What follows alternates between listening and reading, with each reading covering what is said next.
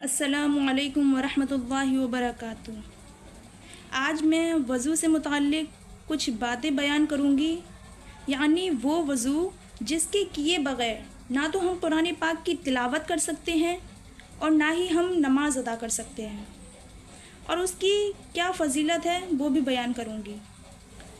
नहमदुहु व नुसल्ली अला रसूलिहिल करीम, अम्मा बाद फ़अऊज़ु बिल्लाहि मिनश शैतानिर रजीम, बिस्मिल्लाहिर्रहमानिर्रहीम।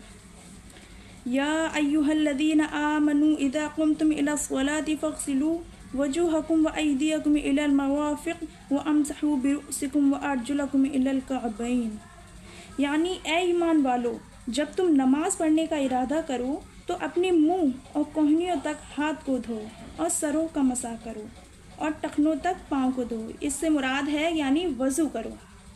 हुज़ूर क़ुद्दस सल्लल्लाहु तआला अलैहि वसल्लम इरशाद फरमाते हैं, नंबर 1 कि क़यामत के दिन मेरी उम्मत इस हालत में बुलाई जाएगी कि उनके मुंह और हाथ आसार वज़ू से चमकते होंगे, तो जिससे हो सके चमक ज़्यादा करे। यानी हुज़ूर क़ुद्दस सल्लल्लाहु तआला अलैहि वसल्लम इरशाद फरमाते हैं कि क़यामत के दिन मेरी उम्मत इस हालत में बुलाई जाएगी कि उनके मुंह और हाथ आसार वज़ू से चमकते होंगे, माशाअल्लाह, तो जिससे हो सके चमक ज़्यादा करे। चमक ज़्यादा करे उससे मुराद है वज़ू करे।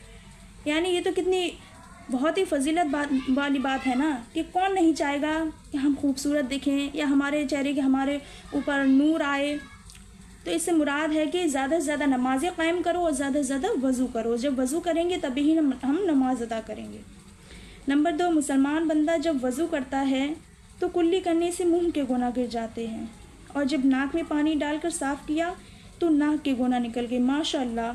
और जब मुंह धोया तो उसके चेहरे के गुनाह निकले, यहाँ तक कि पलकों के गुनाह निकले। यानी जब हमने मुंह धोया तो हमारे मुंह के साथ साथ हमारे पलकों के भी गुनाह निकले, और जब हाथ धोए तो हाथों के गुनाह निकले, यहाँ तक कि उसके नाखूनों के गुनाह निकले। और जब सिर का मसाह किया तो सर के गुनाह निकले, यहाँ तक कि कानों के गुनाह निकले।